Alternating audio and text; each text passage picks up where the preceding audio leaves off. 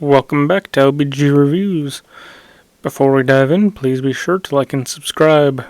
It really would mean a lot to me and it would help out the channel quite a bit. Now, as I'm sure you're aware, this is the third video of my retrospective series. Click on the link in the description below if you want to go see the other two videos. And just as previous retrospective videos, I have included a different game that I have not talked about yet as background footage for my present day commentary. For this retrospective video, that game is going to be the game Outpath. Outpath is essentially if you mixed Minecraft with parkour and a clicker game. I haven't yet decided whether or not I want to actually make a full video out of Outpath. Stay tuned for that though if you want to see it. Today we'll be looking back through the veil of time at my Powerwash simulator video. This is the last of my original 3 videos before I started making custom thumbnails for all of my videos. And this is one of the videos that still to this day I am pleased with the editing tricks used in this video.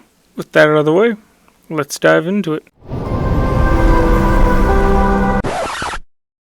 Hold up, I am the voice behind LBG Reviews. I need a quick word with you guys. Oh yeah, that's right. So, for a little bit of background, when I first started making videos on this channel, my family was going through some health issues at the time.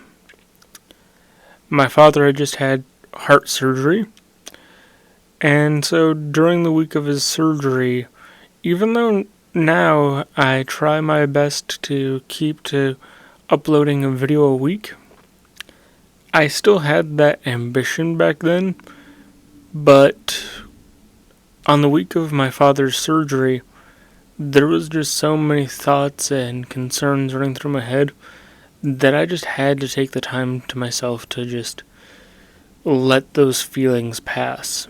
And so as a result, I postponed the It Takes Two video and did a video about Powerwash Simulator because at the time I thought it was a video that I could get out a bit sooner. It would be a little simpler than the It Takes Two video. Initially I wasn't sure if I wanted to address the fact that I had missed a week, but I wanted to hold myself accountable. I wanted to give my audience an explanation as to why there wasn't a video that week, even though at the time, and even still now, my audience is relatively small. I still felt obligated to explain myself. Hi, this is also the face of LBG Reviews. Sorry about janky camera angles. I'm trying to get good audio quality, but my setup is failing me right now. So as a result, you're just gonna have to put up with this for a little bit, but anyways, the reason I wanted to talk with you guys is my life has been an ever-living nightmare for the past week, especially for those around me. Without going into too much details, basically, I didn't have time to really look at the It Takes Two video with the amount of attention and effort I wanted. And as a result, I decided on Saturday, alright, no video for that week, and so that way I can make sure that the It Takes Two video is as good as it can be, and we're moving on just to Powerwash Simulator. I hope you guys understand. Have a good one. Enjoy the video. So, yes. The guy that you just saw there that was fumbling with a camera, that was me. I mostly don't appear on camera anymore only because, again, I had issues with the webcam in this video because I was trying to do it at a different angle so that way things could be kept quieter because my father had just come home from surgery. And so, as a result, I elected to not appear on camera since then. But yes, for those that don't know, that is me.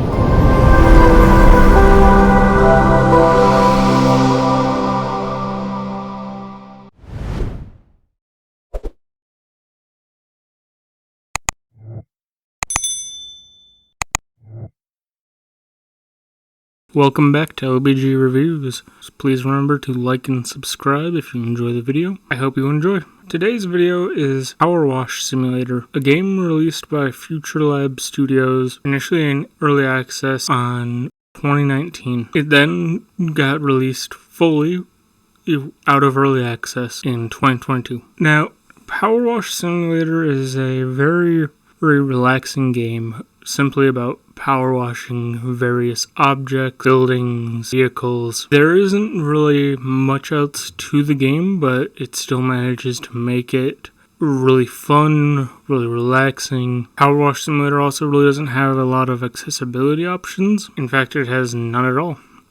And part of that, I would say, is because Powerwash Simulator is a very laid-back game. There is no time constraint on when you need to get your power washing done. There isn't any penalty for doing anything wrong because, to put it simply, you can't. That's not to say that I don't think that there's anything that Powerwash Simulator couldn't. So I would say that Powerwash Simulator actually does have one feature that could be considered an accessibility feature. In that, I can't remember off the top of my head while recording this voiceover, but there is a button that you can press so that way you don't have to hold down a button to keep power washing. Improve for accessibility reasons. One example being, throughout this video you're going to notice that whatever I'm power washing turns orange every so often. That's because Powerwash Simulator has a button that allows you to see dirt that's still left on the object. The problem with this is, especially with enclosed spaces that are completely dirty, your entire screen turns orange. And if you aren't sure if what you're looking at is dirt or if it's just the color of the object that you're power washing, you might be pressing that button a lot. So there are a few ways that I could think of improving this, and I will use some demonstration footage that I'll play for you now just normally without any modifications. So I really liked how I handled this whole setup. It was really creative and it showed my point well.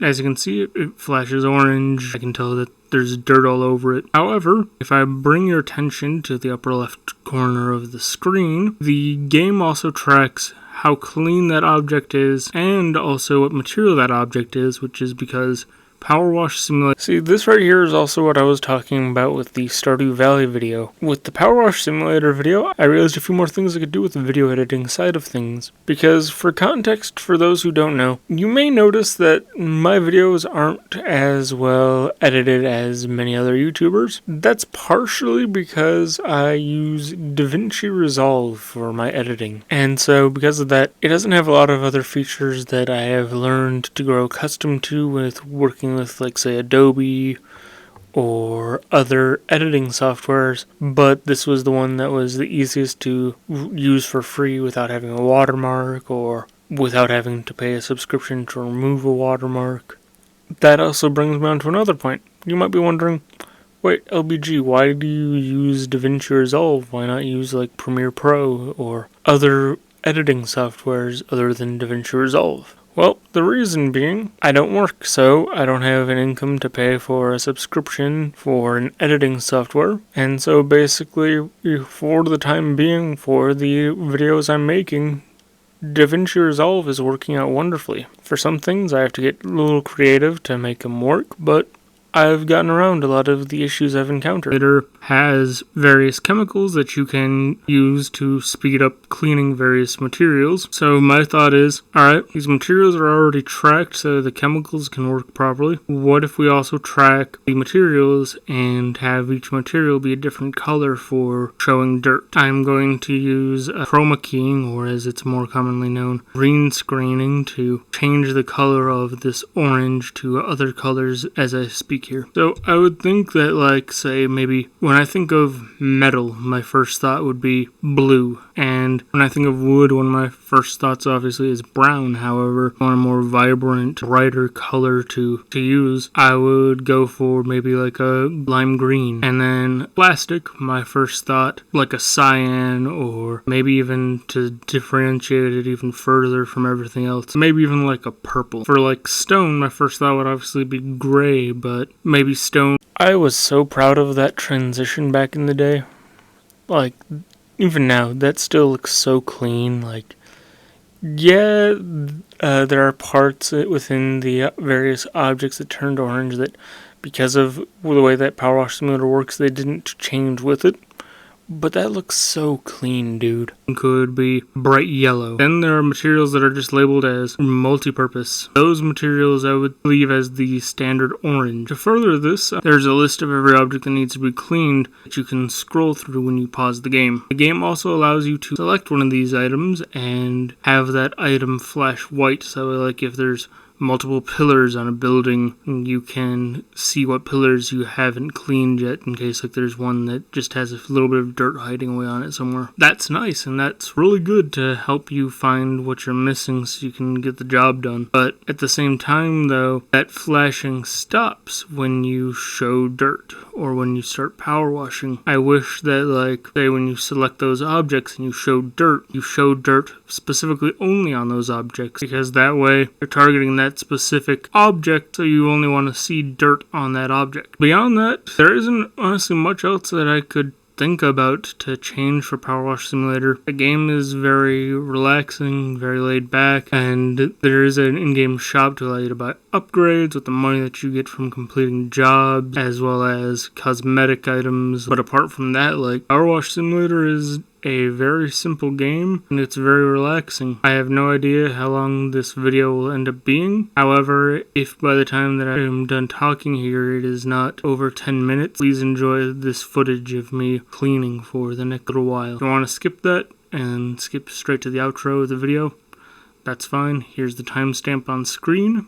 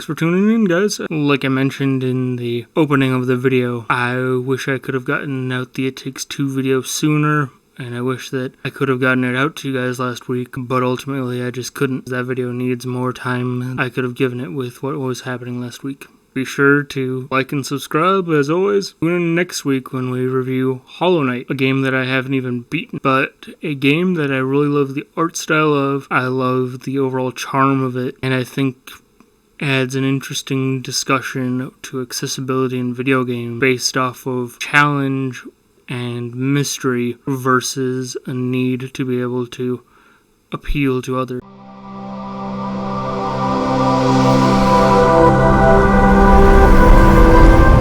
Okay, so the video at this point has ended. Now, what I will say is I am still very impressed with my demonstrations that I did throughout this video, and that the empty void of silence as I power washed a building, that was pretty lame.